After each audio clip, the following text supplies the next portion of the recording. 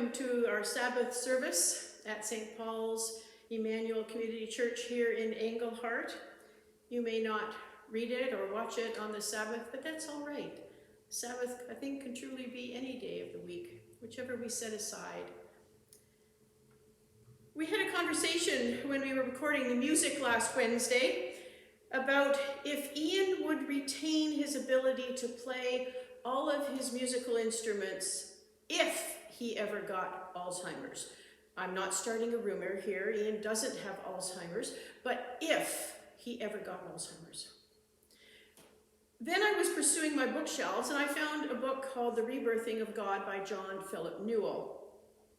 And marked off in it was a story I don't know if I've shared with you, but I'm going to. Maybe it'll be again, because it made me shed a few tears, perhaps because there are times I should do this, but I don't, but also when I wish that I had experienced this. So it's a story about a retired minister who was suffering from dementia, whose voice sometimes didn't say the right things anymore, but whose faith let him retain the words he would never forget. This is a personal recounting by the author. In the last months of my father's life, dementia was taking over his memory and mind from us. Throughout his life, one of his favorite blessings was the prayer attributed to Aaron in the Hebrew Scriptures. But even now, he wanted to give this blessing to everyone, everywhere, repeatedly. It was time to sell his car, and an appointment was set up with the local car salesman. I made a point of saying to him, when you meet my father tomorrow, you will notice that he seems confused about all sorts of things. But please honor him by speaking to him, not me. This is his car, but I'll be there with him. The young salesman got the point, and there was some playful banter and repartee because my father never lost a sense of humor. There were, of course, absurd moments in the conversation, as there always are when you are dealing with dementia. My father kept asking the salesman how much he owed the man for the car. When the salesman assured him that they wanted to give him money for it, my father turned to me and said, "Well, isn't that very generous of them?" At the end of the transaction, as the check was being handed over to my father, I said to the salesman, whenever I part from my father or whenever we finish a telephone conversation, he gives me a blessing. And I think he would like to bless you now.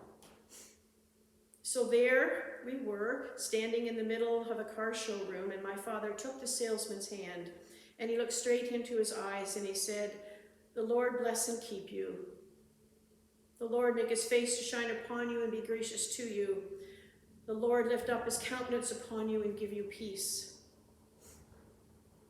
I stood gazing at my father, thinking, if only I could be such a bearer of blessing to the world. And then I looked at the young car salesman and tears were streaming down his face. He will never forget that moment. Never. Do we know that we carry within us for one another the blessing of God? Do we share it aloud or perhaps quietly? Something to think about. But let us now hear God's assurances to us.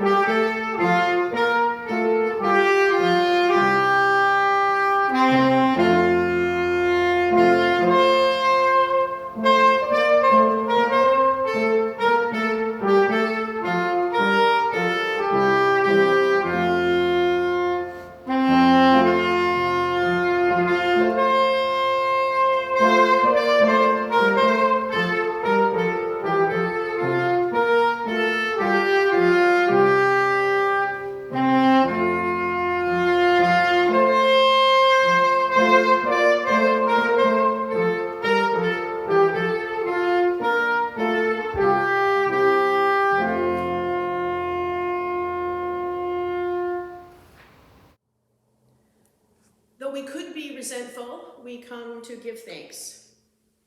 Though we could be complaining, we come to offer appreciation. Though we could be upset about what we lack, we come in gratitude for what we have. May we enter this time of worship with words of thanks, ready to sing songs of joy, rejoicing always for the gifts that we have received and health recovered, and as always, ready to leave carrying seeds of love and compassion to sow wherever we can in the days ahead.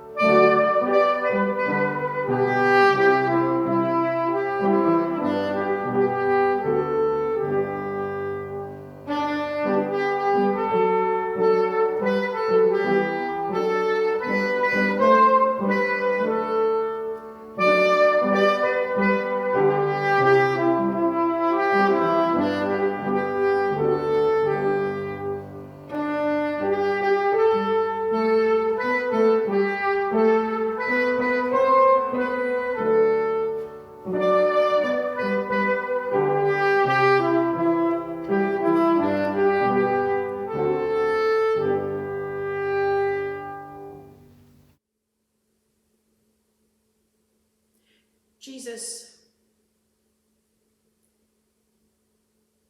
teacher, healer, this morning we will hear how you heard the cry of the blind beggar when others would have silenced him.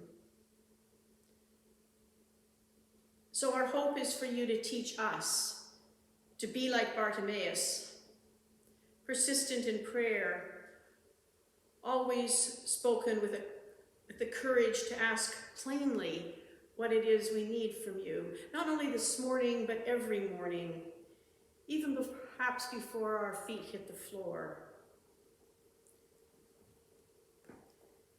May our request always be for things like courage and faith and trust, generosity, love, anything that we can share with others as you taught us by your example.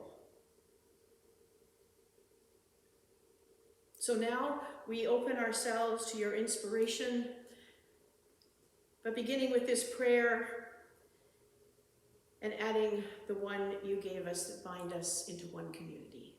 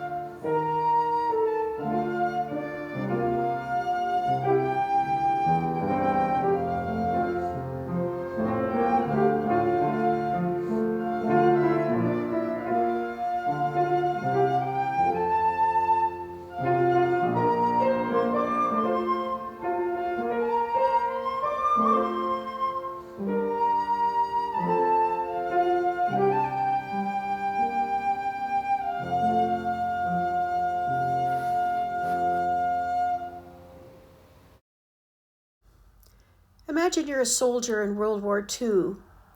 You need to tell your fellow soldiers in the next trench that you're friendly, not the enemy. But how? Mobile phones are a long way off and you don't happen to have a carrier pigeon to deliver a letter. Luckily, when you were sent to war, you were given a little tiny tin toy which makes a loud clicking sound. It could have been mistaken for a cricket or an animal. Most of the soldiers have one, but they could be used to signal your position. Maybe it makes you laugh when you use it. It's just the sort of thing you got in cereal packets when you were a kid. but they may remind you of home and your own children playing with a similar toy, and that might make you sad. They're obviously still around, as seen here in these pics, but I haven't heard of one for years, though I think we all had one at some point in our lives. Like the clicker, so many summer and fall sounds are gone, or almost. Real crickets chirping, frogs croaking, the sounds of alarm clock birds in the morning, the sounds of leaves rustling on the trees. The last geese may still honk as they fly south, but soon their sounds will be gone. The crunching of leaves on a walk in the forest are getting harder to find as they are blown away. When the sounds of summer and fall are gone, what will replace them? Well, there may still be the birds which have chosen to winter over, chickadees and blue jays. One day we're going to wake up to a goodly layer of snow that will scrunch under our winter footwear. Any once crisp leaves left under it are now rotting to fertilize the earth for next year. The sounds in the forest and the fields will be quieter, only augmented now by a colder wind coming from the north. I have to ask myself, why is it never called a breeze in late fall or winter? Anyway, there will be fewer walkers out there as the weather gets cooler or colder, so there will be fewer greetings exchanged. We may need now to learn to appreciate the quiet more, and that's not always easy. We may not be in the mood to think about deep matters, especially if we're alone. Perhaps we're prone to letting our imaginations get the better of us, so it's not good to walk by ourselves.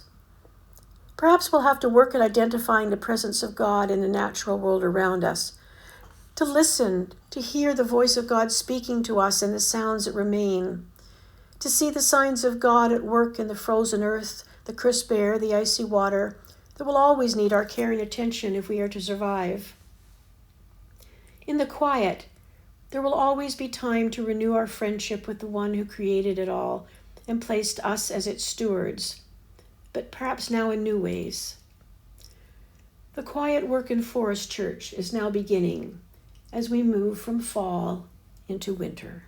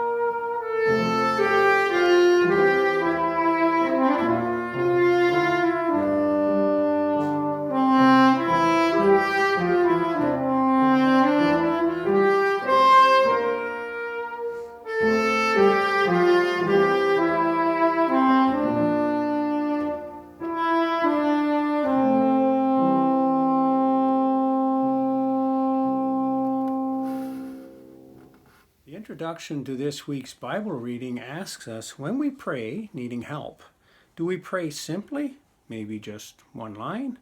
Or do we preface our request with some clarifying, justifying remark? Something like, I know I'm not worthy, or I promise to, if you give me what I need.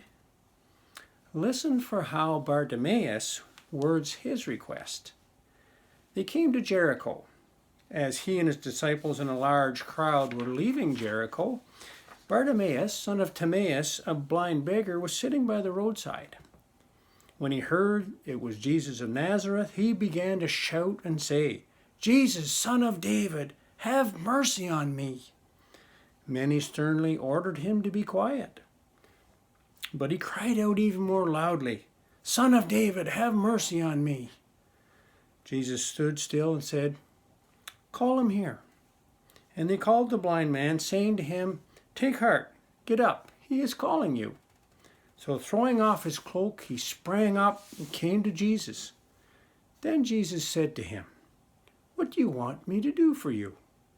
The blind man said to him, "My teacher, let me see again." Jesus said to him, "Go, your faith has made you well." Immediately he regained his sight and followed him on the way. Many sternly ordered him to be quiet, but he cried out even more loudly. Thank God, literally, Bartimaeus wouldn't be told to shut up. Good for him. We should like this guy. Make him our idol, the one we want to emulate. To learn from him how to speak and not to be pushed back down and told to shut up. It's hard sometimes for people to speak up, especially when they've been oppressed. That has certainly been the case for many who suffered years in the residential school system, those who had abuse heaped upon them. For years, decades, they kept quiet, fearing that their stories would not be accepted as the truth. After all, the ones with the power who held that control, they were the ones who would be believed. But then through the work and encouragement of the Truth and Reconciliation Commission, their stories slowly emerged. And if we had the same courage they had to give voice to their experiences, we would have listened to their wavering voices, watched as tears ran down their cheeks, bowed their heads, still, I think, for the shame of what happened to them. We would have heard how depraved their keepers were in the name of religion, in the name of all that was holy.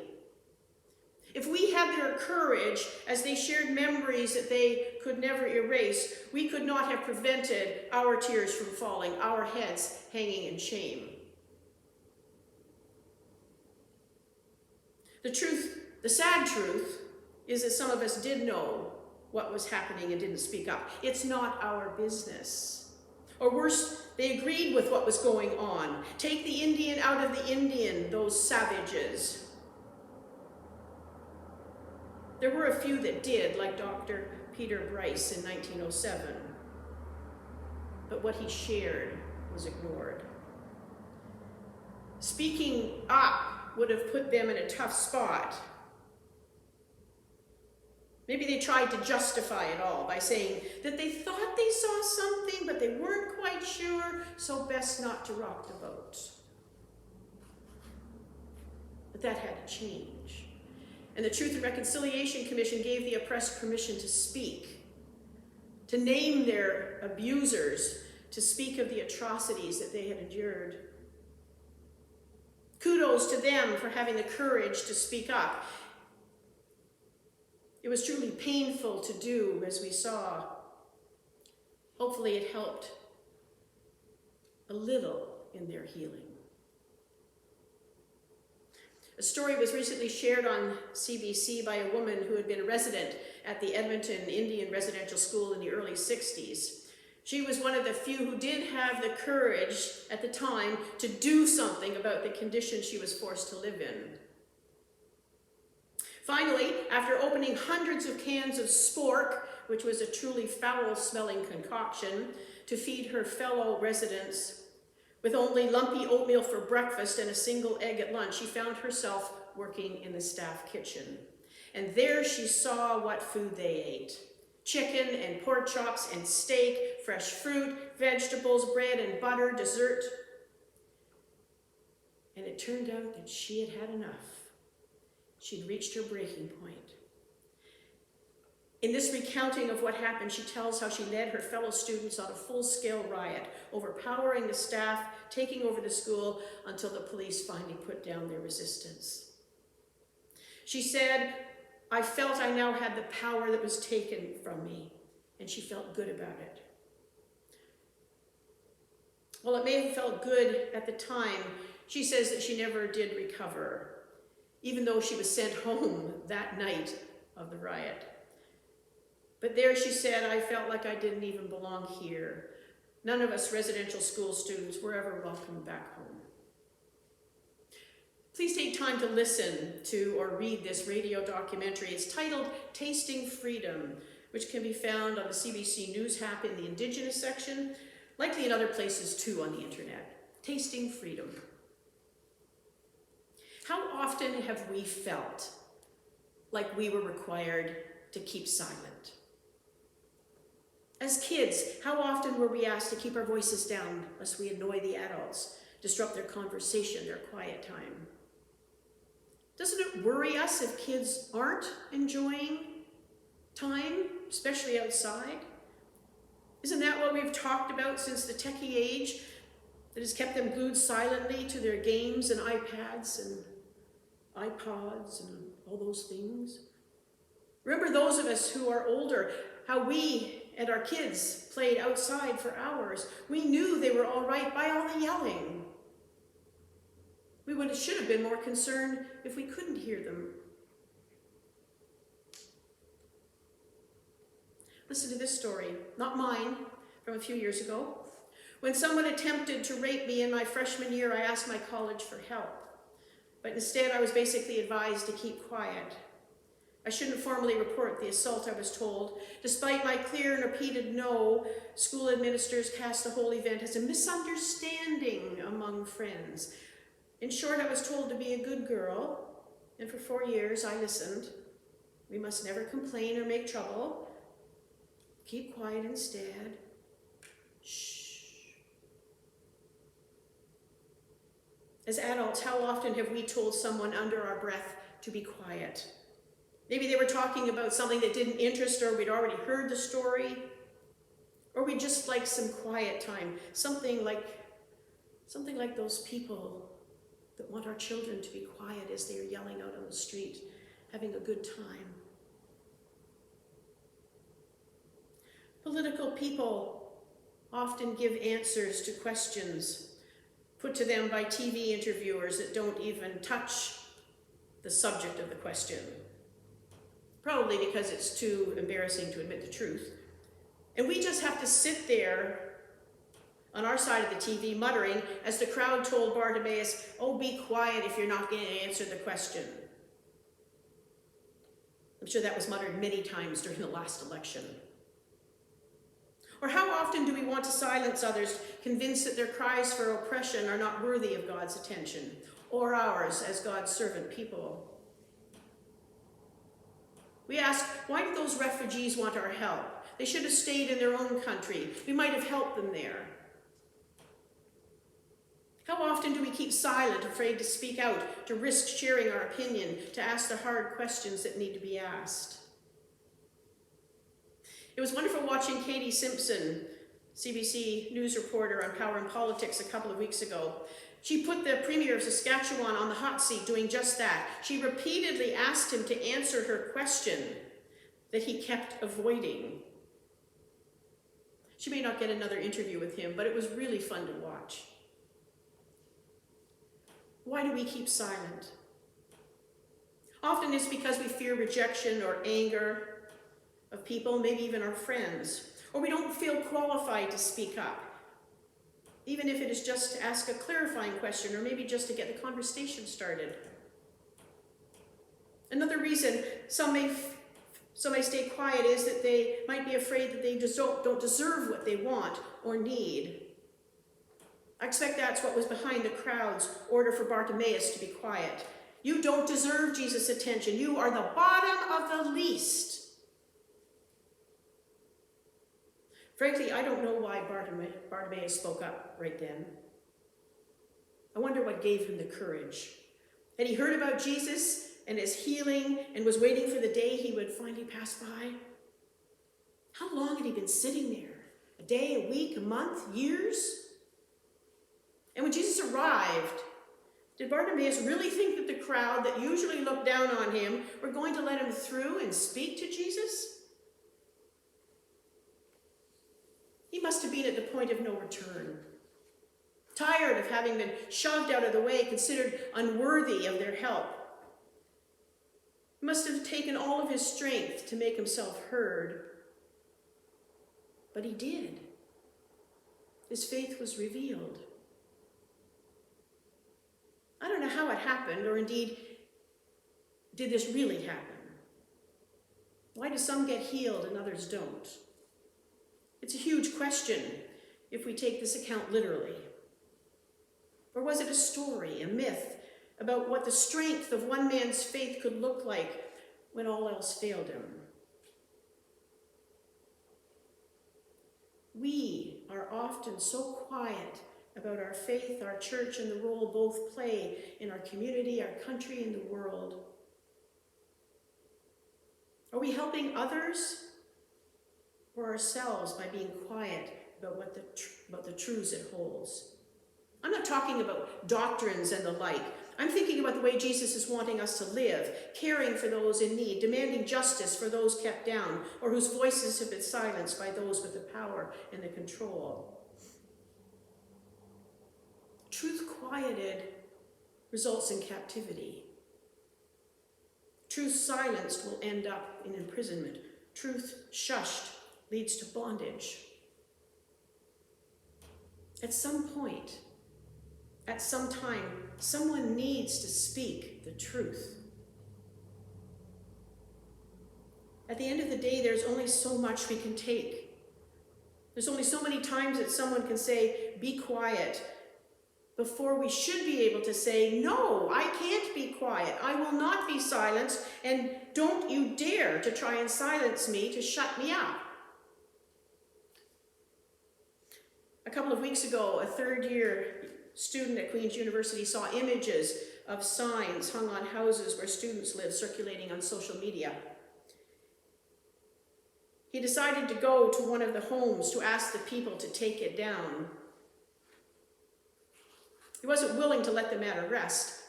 Now, it was certainly a gamble on his part. He could have been physically attacked, made the butt of jokes for the rest of the year and more. But he found the courage to speak up. He said, "The signs managed to check the misogynist and anti-COVID boxes in one fell swoop. I was sitting at home and was like, if you want to change this, why don't we go and just talk to these guys and see about getting them down?" So Brock Jekyll said he and his friends were met there with hostility by the people inside the house, and eventually left without seeing it taken down. But the university said both signs were later removed by campus security. It was a gutsy move on his part. What is our breaking point? When will we find ourselves standing with Bartimaeus and Jekyll and speaking out? When do we choose to come alongside another so that silence can be broken, so that truth can be made known through what we say and do? And then,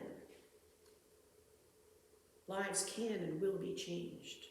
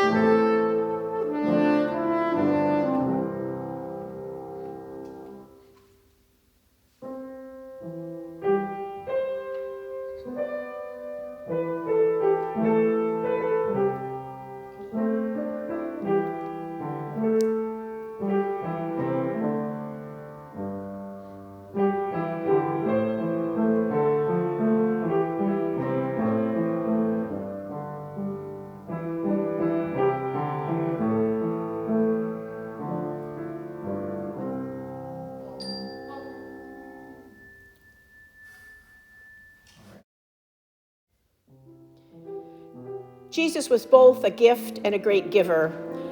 As his followers, we should find our deepest joy in giving, and that's why we give this offering cheerfully.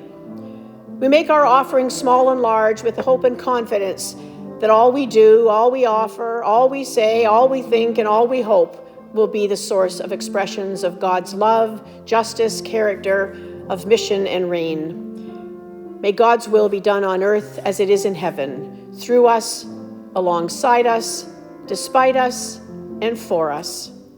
Amen.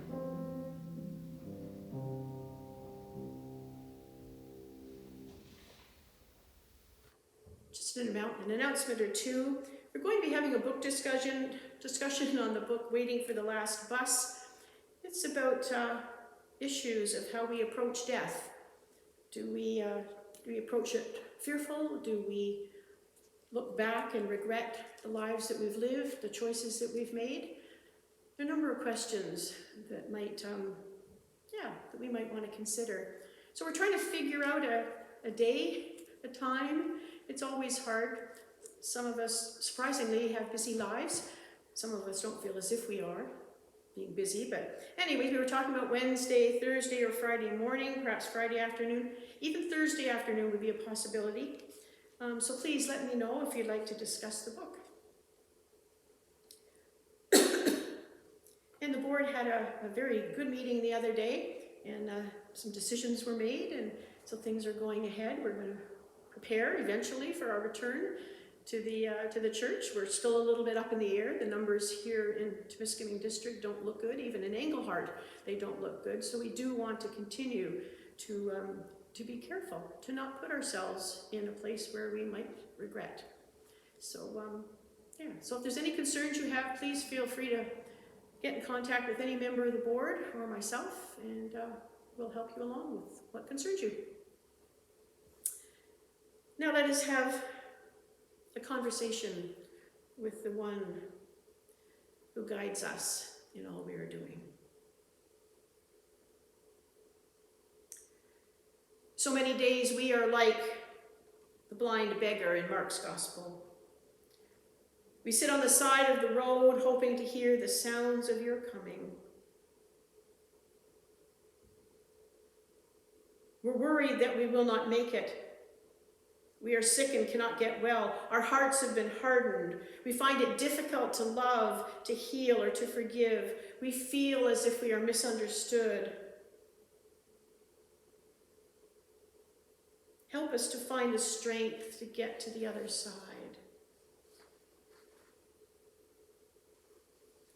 We come, God, wanting to be confident that your promise to be with us is always true.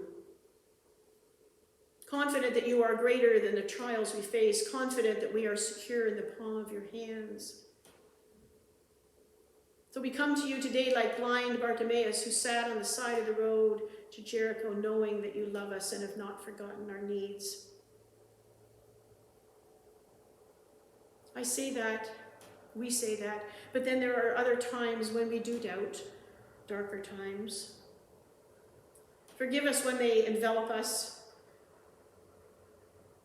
when we feel as if we are truly being brought to our knees, when we think you will pass us by, not turning to acknowledge our cries. May our friends and family, through their love and care, remind us that we always have a safe place in the palm of your hand.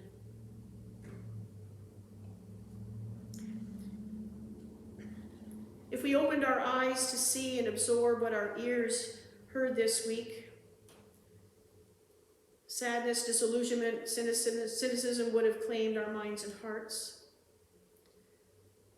Like the COVID situation in Saskatchewan. But then there's also here in the Temiskaming health area the resistance of many to get vaccinated despite putting other strangers and their own families at risk.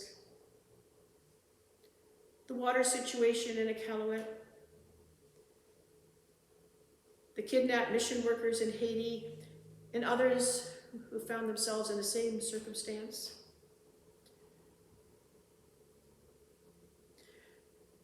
shown by the Chief Medical Officer in Saskatchewan, the stresses that he and his fellow provincial officers are under, right down to the medical staff in hospitals.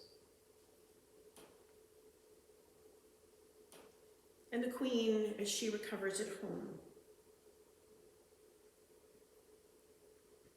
May we hear voices raised, demanding that the innocent be protected, the truth be told, the guilty punished, that fairness and justice reach all people so that one day more joy may be experienced in our families and communities than give reason for despair.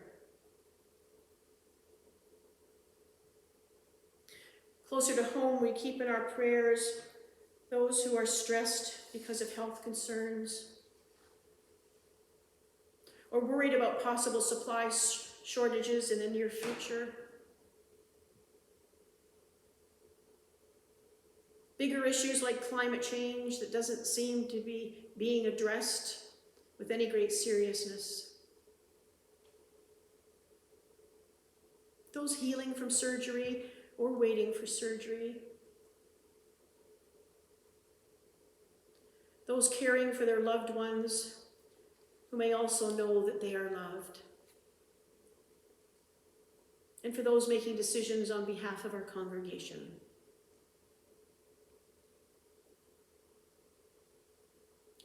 May our various levels of government and its representatives listen for the will of the people and balance their policies with fiscal responsibility matched to a desire to help the least among the people. Caring God, may we all find a time when we can talk to you about the things that take away our peace of mind, and then listen for your quiet voice speaking to us in return.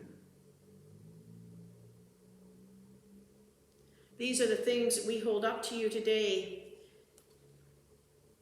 keeping open, though, the channel to your ear as we go ahead into the week ahead, wherever it takes us and all it holds, because we are your servants. Amen.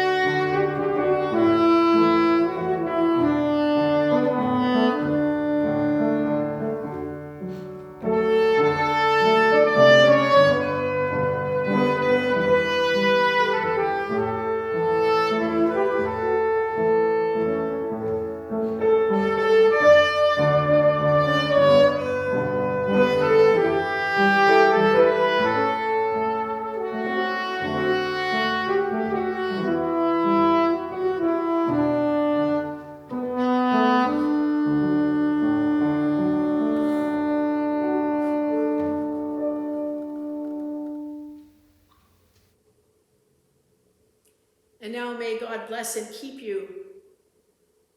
May God's face be known to you in the faces of everyone you meet. May God's work be seen through the work of your hands, the words that you share, and the places your feet travel. May you know the peace that is God's gift to you and those you love, as well as the blessing of the sunset of the day, the stars at night, and the promise of tomorrow.